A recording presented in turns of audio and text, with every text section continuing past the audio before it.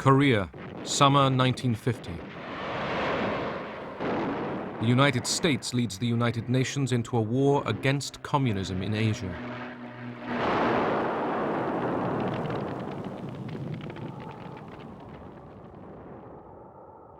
In winter, under attack from the Chinese communists, the UN troops are thrown into full-scale retreat. It was a route exactly like the one that Napoleon faced leaving Russia. We ran headlong, helter-skelter, pell-mell, trying to get to Busan, trying to get back to Japan. It was disgusting. The Cold War has become a hot war.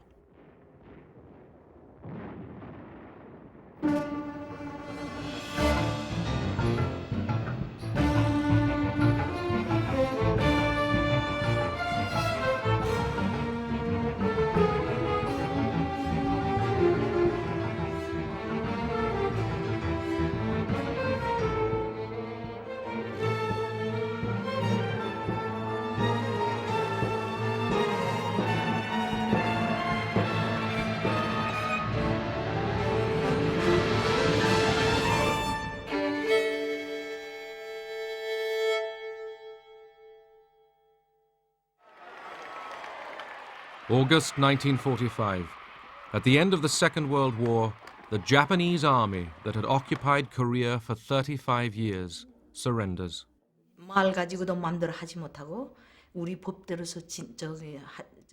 During the Japanese occupation, they forced us to follow the Japanese lifestyle, speak the Japanese language, use Japanese law. When we were liberated, we welcomed the soldiers.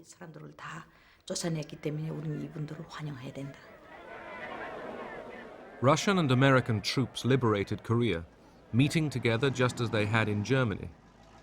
As occupying powers, the Soviet Union and the United States agreed to divide Korea along the 38th parallel as a temporary measure. South of the divide, the Americans were in control. We made the Republic of Korea, really. Between the Pentagon and the State Department. American generals installed a hardline anti-communist, Syngman Rhee. His charm is somewhat deceptive because he's also very tough. He's absolutely unforgiving, very patriotic, and he's not nearly as sweet as he looks. Rhee was appointed as first president of the new Republic of Korea in 1948. American troops withdrew. North of the 38th parallel, the Russians were in control. They established a communist regime through a network of people's committees. Kim Il-sung, who had spent the war in the Soviet Union, was groomed for power. He was a very handsome young man, always smiling. Everybody liked him in Korea. He made a very good impression. He was the national hero of the Korean people. The Democratic People's Republic of Korea was proclaimed, with Kim Il-sung as its president. As Soviet troops withdrew, Kim dreamed of uniting Korea under communism. Kim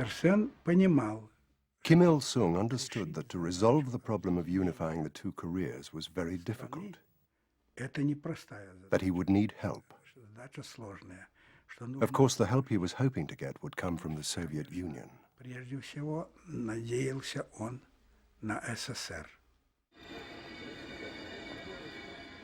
In March 1949, Kim Il-sung went to Moscow, his secret agenda to seek Stalin's permission to invade the South.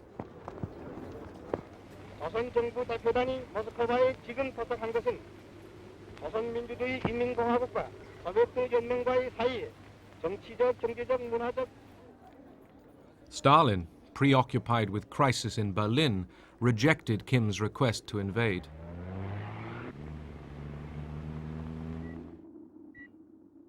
By the end of 1949, the international situation had been transformed.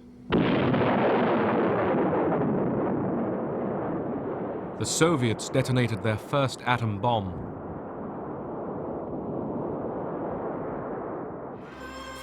And the communist revolution in China was finally successful.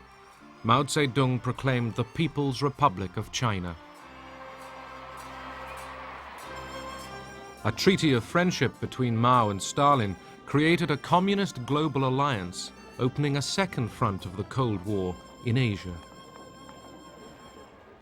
Stalin was now confident that the United States lacked the will to respond to events in Asia. In April 1950, he finally gave approval for Kim Il-sung to invade South Korea.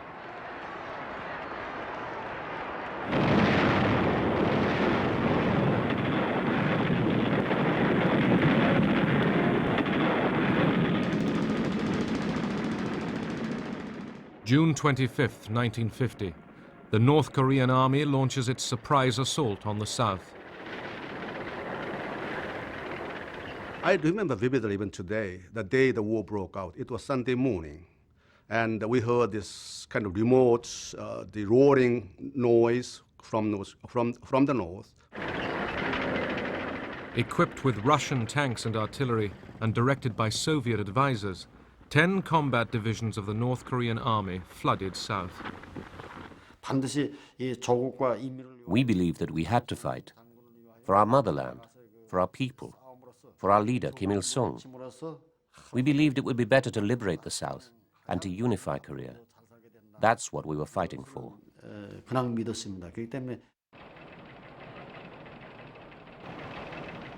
Sunday morning in Korea, Saturday evening in Washington. The Sunday papers prepare to go to press. It was Saturday evening. I got a telephone call from the UP duty officer saying that Korea had been invaded by North Koreans. And momentarily the remark stunned me so much, and I didn't know what to say. Whether he was joking with me or whether he was really sure. Senior officials were recalled that night to the State Department. When the invasion occurred of South Korea, I think there was an immediate sense that action had to be taken.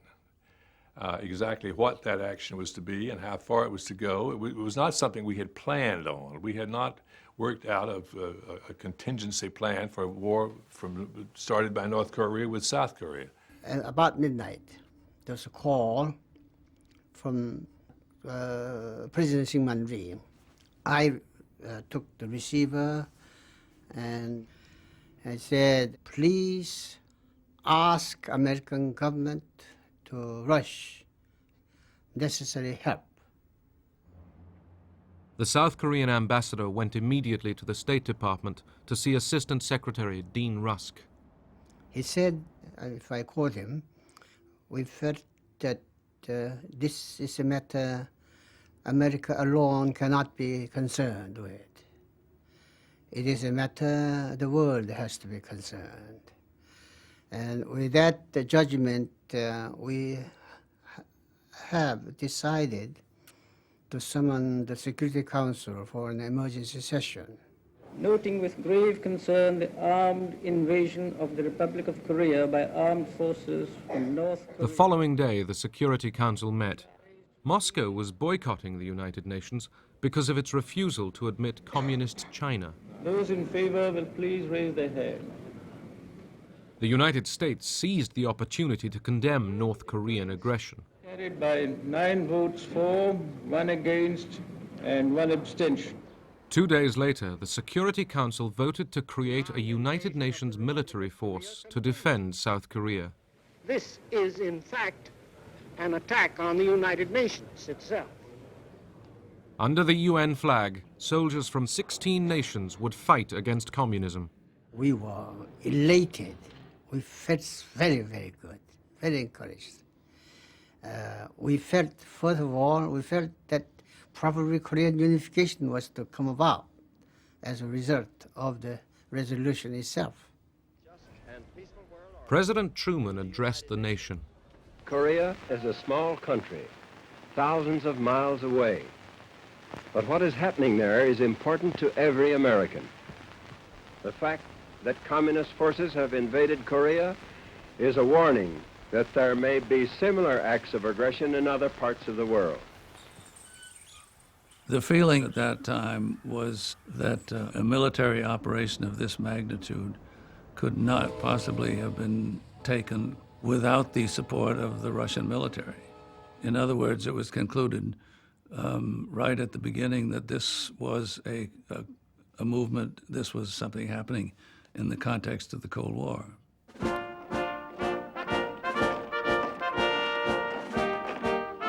The United States mobilized for war. The reserves were called up. At the time we entered into the war, led the UN into the war with us, it was a very popular war. Everybody was agitated, getting ready to go overseas. There were all sorts of feelings: trepidation, expectancy. There was quite a feeling of wanting to stop the communists from taking over anywhere in the world. They wanted to stem the tide of communism. General Douglas MacArthur, the Allied Supreme Commander in Tokyo and the legendary victor of the Pacific War, was appointed to lead the United Nations forces. He was worshipped in Japan. This man had a tremendous ego, and it had been fed for all these years. I do believe he was, at this point, felt that he was infallible.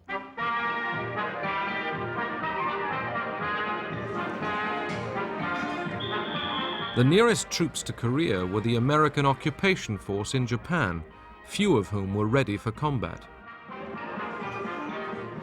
The lifestyle involved a lot of leisure. Our life was lived through the Sears Roebuck catalog, who bought nylons and whatnot for the native girls and that sort of thing. It was a good life. The U.S. task force sent to Korea didn't imagine their stay would be for long. As a matter of fact, we were told to take our athletic equipment and leave everything else behind because we'd only be gone for maybe 6 weeks. Have a show of force in the field, and those groups would go back across 38th parallel and we'd come home. It wouldn't be that easy. Rhee's South Korean army was in retreat. 2 divisions threw their weapons away and joined the refugees fleeing the communist advance. As soldiers, we did our utmost, but the overall situation was going against us. The North Korean army achieved its initial objective. It captured Seoul in 3 days. With the capture of the southern capital, Kim Il-sung won a great victory for communism.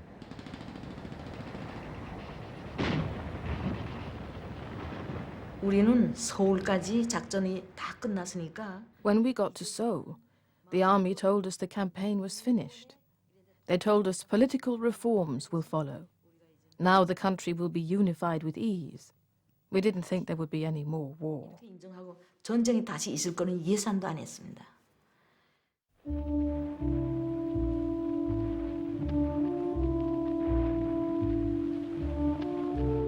American troops fared no better than the South Koreans.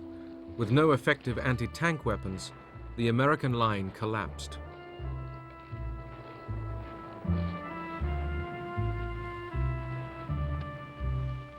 Within days, American troops were reeling back in disarray under assault from the tiny communist regime of North Korea. We had equipment left over from World War II. We were in very poor shape for everything. We were not ready to fight a war. That's what it amounts to. That's the long and short of it. Around the world, America's allies rallied behind the United Nations flag. The British Prime Minister pledged his support. If the United Nations organization was not to go the way of the old League of Nations, it was absolutely and imperatively necessary that a halt should be called. Troops from 15 nations began to arrive in Korea to join the Americans in the UN Army. General MacArthur took a gamble to turn the tide of the war. With the UN forces driven back to a tiny enclave at Pusan, a vast seaborne invasion 150 miles behind enemy lines would attempt to sever and then roll back the North Korean advance.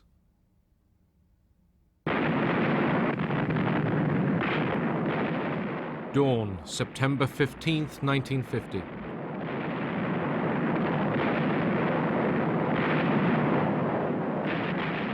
The largest invasion fleet since the Second World War bombards the port of Incheon.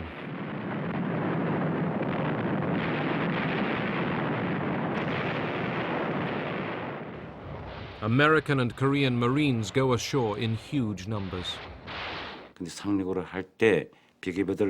When we landed, we approached the beach at full speed. The ramp of the landing craft opened with a bang, and we charged with our guns, screaming down the ramp. There was a seawall there, cut stone. They had to be scaled. The actual landing conditions were terrible. Part of the city was on fire. It was a rainy day, and the rain was mixing with the smoke of the fire and the smoke of the bombardment. If those beaches had been defended by Japanese or German troops of the same quality as the Germans and Japanese were in World War II, we would have been lucky to get ashore, and we might not have been quite so lucky once we got ashore. Within 2 weeks, UN troops were engaged in a fierce battle to recapture the southern capital, Seoul. 50,000 civilians were killed in the crossfire. My house was located in a hillside, and there was a crossfire between the UN forces and the North Korean People's Army on the northern side. Finally, my father told us that it would be better that how our family split up. At least somebody will have to survive this war.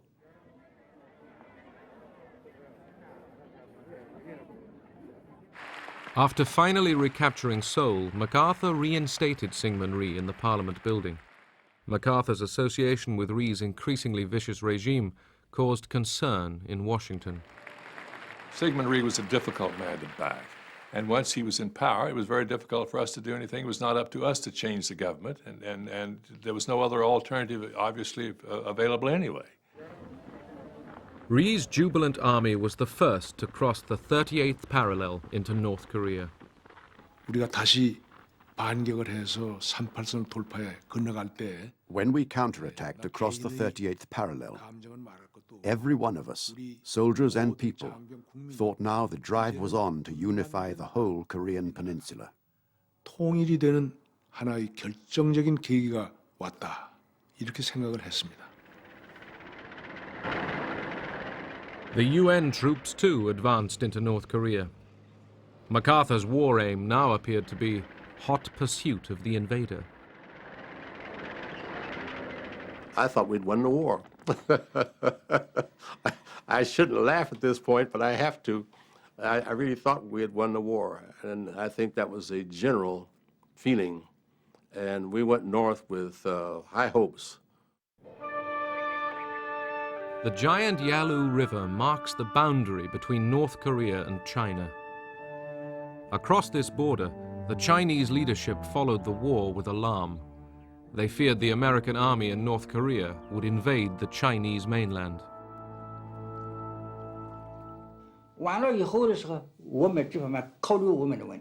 If North Korea was defeated, only the Yalu River would separate us from the Americans.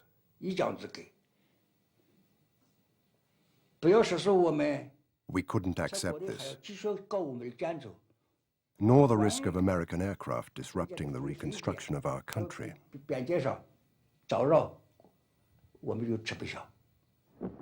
From devastated North Korea, an urgent message went out to Beijing.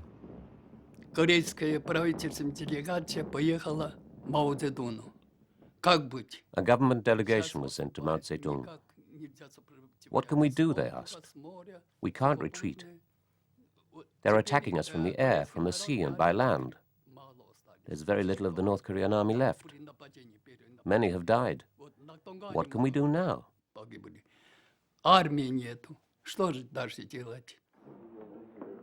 The communist leadership in Beijing was deeply divided over intervention. Mao received secret cables from Stalin telling him to enter the war to save North Korea. Wanting to assert China's power in Asia, Mao was agreeable.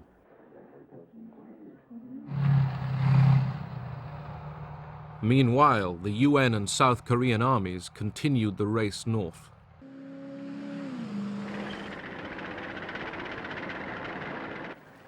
On October 19th, Pyongyang fell.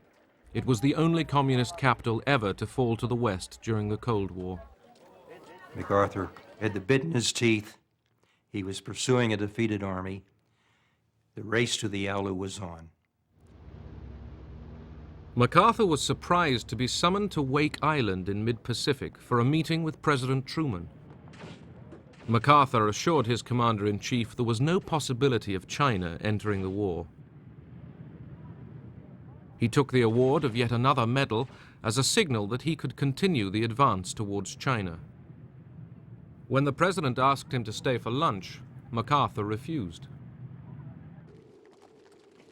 While Truman and MacArthur were talking, Mao ordered the Chinese army, called the People's Volunteers, to enter Korea. 500,000 Chinese began to cross the Yalu River and waited for the UN forces to approach the border. As they crossed the Yalu in enormous numbers, the volunteers sang this song. 雄赳赳，喜昂昂，跨过鸭绿江，为祖国，为和平，就是保家乡。祖国好儿女，齐心团结，金抗美援朝，打败美帝野心狼，就是这个样。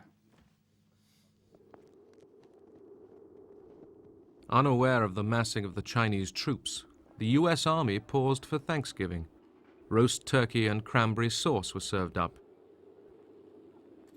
MacArthur and his soldiers still thought the war would be over by Christmas. Well, Thanksgiving Day in 1950 was a very fine day. The weather was nice. The typical Thanksgiving dinners were there. We had everything that we would have had we been at home. And it was just a very nice day. And that was the last nice day we had.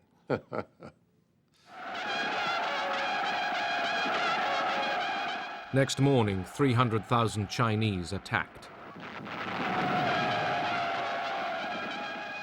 They'd blow these bugles, and they had a chilling effect on the soldiers. The first aim of the volunteers going into Korea was to defend our homes and country, the motherland. We couldn't allow others to cross the Yalu River and invade us. But also we wanted to help the Korean people. As in China's long civil war, Mao believed that greater motivation could defeat an enemy with superior arms. Because our war was a just war, the enemy could be defeated.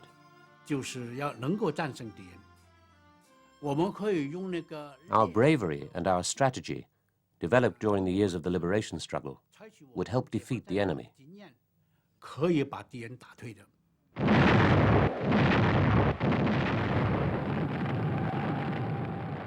The reaction when China came in was that we had a whole new war, a whole new situation. It was a very terrifying situation, and one that was extremely troubling.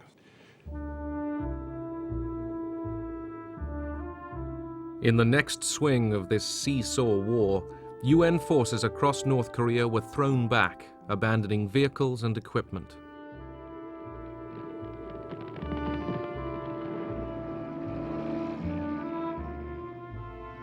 We had people on top of the trucks, on the running boards, just heading south. I never felt so inadequate in my life as to be part of an army that was running. It's unbelievable. I ask you to imagine a situation where the temperature is 25 below zero. Nothing is working as well as it should. Weapons have difficulty firing in that kind of a temperature. A lot of Chinese out there. I'm not aware of any other movement of Americans that were as futile as that route was. And it was a route.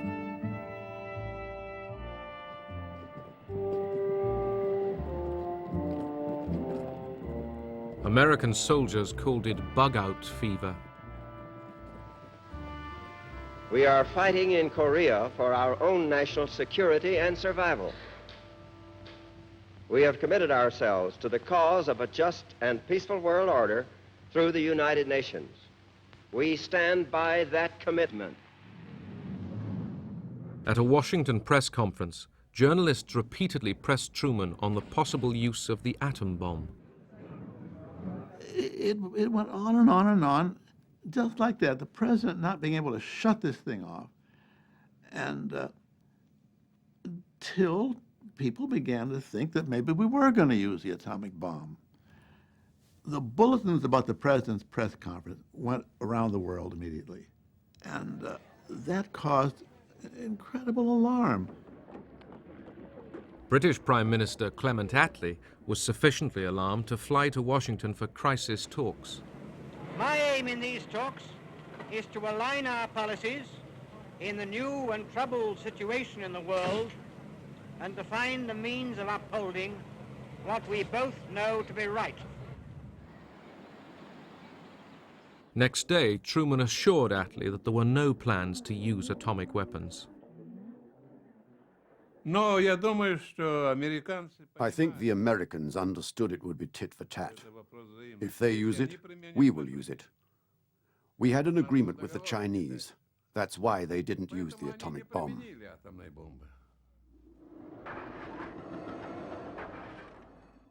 At home that winter, for many American families, the pain began with a call at the door. The 29th of December, the doorbell rang. It was on a Friday. I had just washed my hair. And I opened the door, and there was a boy delivering a telegram. And he turned on his heels and left. And I knew the telegram was going to tell me either he was dead or alive. And when I opened it, I just thanked God that he was missing in action. As far as knowing when he became a prisoner, that wasn't for another year. Even though we knew he was in a camp, I never knew from day to day how he was doing. I never knew from letter to letter if he was alive, so I always held out hope that he would come home, but I never could say that he would come home.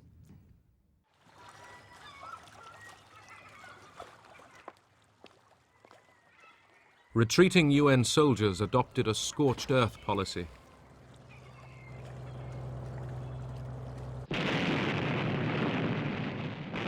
After withdrawing from Hungnam, American engineers blew up the dockside. The Chinese, rapidly advancing, recaptured the northern capital, Pyongyang. At the beginning of 1951, Seoul fell again to the communists. General Matthew B. Ridgway was appointed by MacArthur as the new field commander. At last, UN troops began to slow the Chinese advance. the defeatism and the bug-out fever and so forth that had afflicted the Eighth Army before was eradicated. From the beginning, the United States enjoyed air supremacy. When I was flying up along the Yalu in the F-86, the Sabre, we were using tactics that literally had been used in World War I and World War II, except we're flying jets at much higher speed. When Russian MiG-15 fighters with well-trained Russian pilots were sent to the war zone, they posed a challenge to American supremacy. Мы имели задачу туда ехать Our mission was to go there to train pilots. для обучения. But later we ended up as participants in the Korean War. Оказались участниками этой Корейской войны. The presence of Russian pilots risked bringing the Soviet Union into direct conflict with the United States. Наше руководство, и государственное, так и военное. Our government and the military demanded complete secrecy. Нас обязывали, как можно. We must never let the enemy know they were fighting Russians. Чтоб наш противник не понял, что воюет против них русские.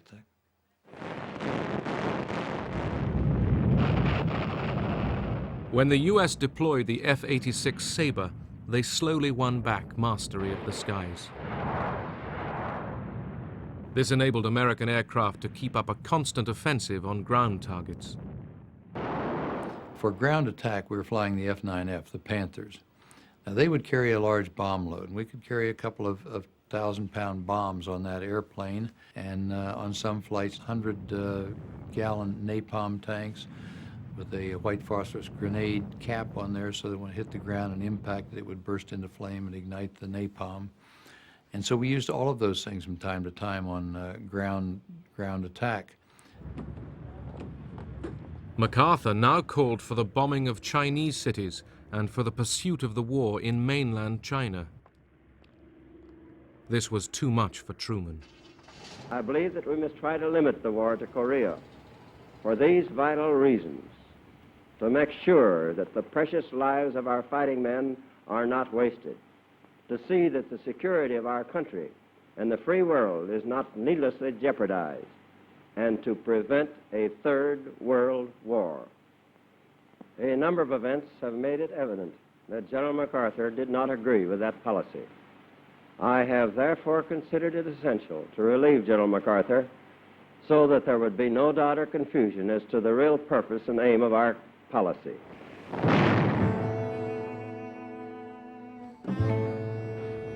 By the summer of 1951, the two sides had fought themselves to a stalemate in the hills of Korea, almost at the point at which the fighting had begun a year earlier. Every month brought another 2,500 UN casualties.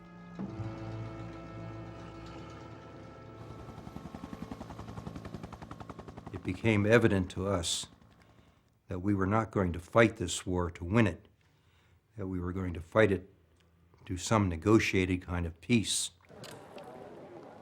Armistice talks began in July 1951, but got nowhere. Both sides found the other's attitude impossible. 이 공산주의자들하고 교섭이라고 하는 건 굉장히 어렵습니다. Negotiation with the communists was very difficult. They treated the negotiations like a battlefield tactic, something to buy time. 그 사람들은 시간 버는 것도 있고요. One of the main stumbling blocks at the truce talks was the fate of the prisoners of war. Both North and South Koreans maltreated their prisoners. 1 in 3 American POWs held by the North Koreans died during the first winter.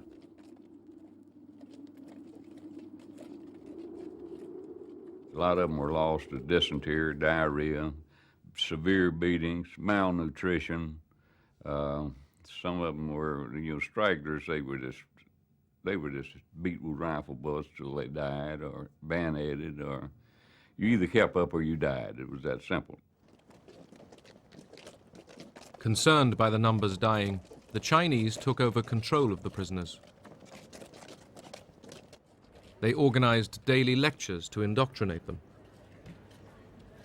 They say, we will tell you why you come to Korea, why you have come thousands of miles from your home to spill your blood for the profiteering warmongers on Wall Street, why you come here to lay down your young lives. They are sleeping with your wives and daughters. Do you think this is right? And this would go on for days on end, hour on end, days on end, forever, continuously. Back home, few people wanted to know. Everybody was involved with World War II, but nobody was involved with Korea. The newspapers had so little in them. If I wanted to know what was going on in Korea yesterday, I would have to get the New York Times, because on page 2, they had a short column on the Korean War every day. But most of the other papers didn't, and you would only see headlines when there was a skirmish or if some hill had been lost or won, you know. So there wasn't that interest. There really wasn't. You know, it wasn't like Vietnam where you ate dinner and watched television and saw the latest battle. You know, there wasn't anything like that. In Japan, the Korean War galvanized the economy, generating $3.5 billion of spending. Japan, the ex-enemy, now became a bastion of capitalism in the struggle with communism in Asia. Japan became the jumping-off place for the Korean War. The dockyards and shipyards were used to rebuild, recondition the ships. Japanese electronics, which are probably now the top of the world, really got their start in the Korean War. In South Korea, the UN held 130,000 communist prisoners. Each one was asked if he wanted to return to his country of origin or stay in the non-communist world. The communists were outraged when almost half of the POWs chose not to return to their communist homes. Violent protest dogged the camps. When the armistice talks resumed at Panmunjom, the fate of the prisoners delayed the negotiations for months on end. As the truce talks stalled, the relentless bombing continued. American bombers dropped almost as much explosive on North Korea as they had on Germany during World War II.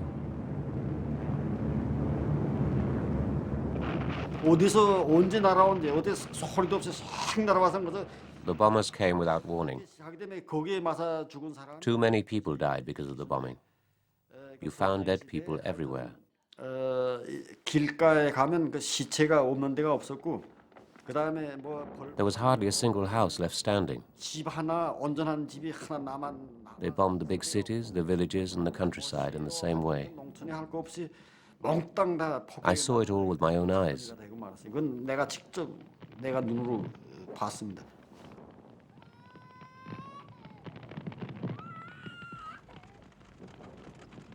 Estimates suggest that in the north, as many as 2 million civilians were killed. It was horrific. They said Stalingrad was destroyed 96% in the Second World War, but Pyongyang was destroyed 100%. Everything was burnt to ashes. Not a single house left.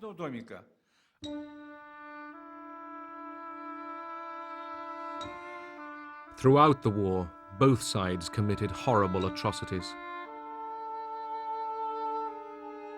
Northerners killed Southerners accused of sympathizing with the enemy. Rhee's supporters massacred those suspected of being communists. In seemingly endless violence, innocent civilians were often the victims.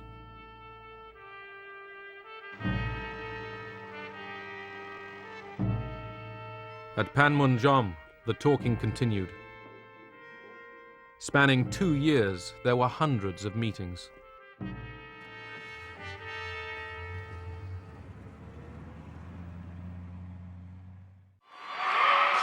1952, election year in America.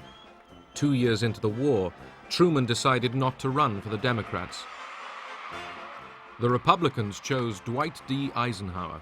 His slogan, "I shall go to Korea." A lot of us were disenchanted with President Truman.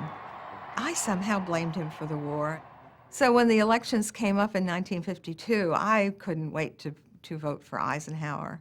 I felt being a military man, and his pledge was that he would see what he could do to end that war, that he was the man I wanted in office. Eisenhower defeated the Democrats in a landslide victory. There were changes in the East also. In March 1953, the communist world mourned the death of Stalin.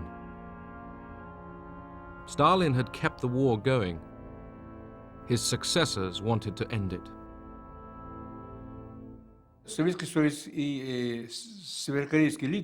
Soviet and North Korean leaders came to believe it was impossible to win this war, because on the side of South Korea was the whole world, and on the North Korean side was the Soviet Union and China.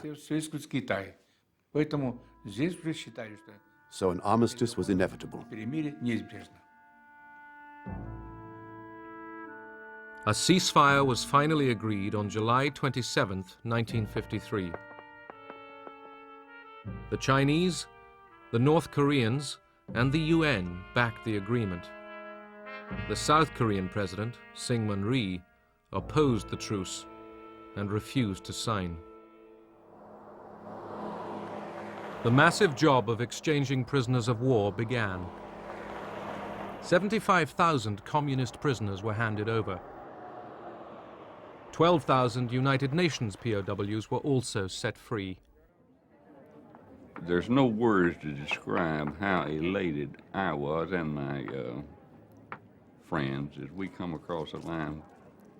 It felt like tons had been lifted from your back. It felt like for the last 2.5 years I'd been carrying an enormous amount of weight, I mean tons. And all at once I could breathe, I was light, I was free. Freedom's something you can't describe. Bernie Gehling also went home. Florence was there to meet him. I'd only known him 6 months. We were only married 6 days. This young man who left with blonde, wavy hair came back with brown, straight hair, thinned. And he was gaunt. I mean, he no longer had the facial structure that he had when he left. This man that I had waited for 33 months. And then he comes home, and I don't really know him. But it didn't take long.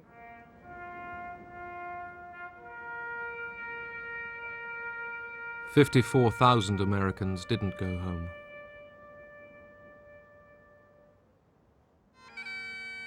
The war claimed the lives of 3,000 men from the armies of 15 other nations. In China, Mao called it a great victory, and the volunteers returned home as heroes. An estimated 500,000 Chinese soldiers had died in the war.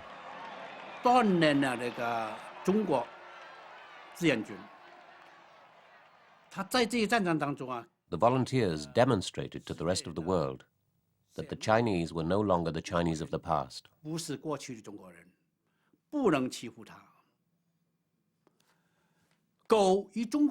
China could not be bullied. China was no longer the lame dog of Asia.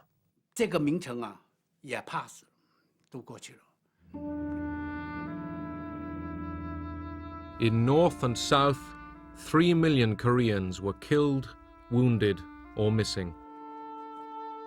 Another 5 million were homeless. 53년도 정전 협정할 때 When the truce was negotiated in 1953, there was a chance for the Korean people to breathe. 조선인민들이 숨쉴 기회가 있다. But there is no real victory in war. It kills so many people, and destroys so much. 승리했다. 거기서 무슨 승리가 있어요? No victory, but the West held the line. In Korea, communism had been contained. In broad terms, it was a defeat for socialism. We were unable to impose the socialist system on South Korea, so it was a defeat.